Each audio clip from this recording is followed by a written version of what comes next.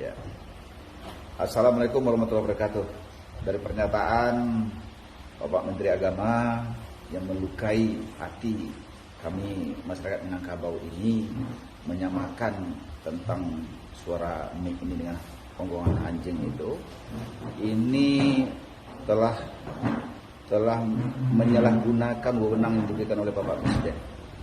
Kasihan kita kepada Bapak Presiden yang telah mempercayakan kepada dia, dan dia menyalahgunakan wewenang ini.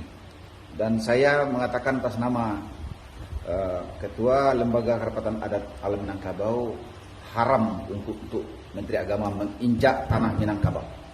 Haram, ya. Jadi jangan coba-coba menginjak tanah Minangkabau. Ini Islam, ya. Ini Islam sejati.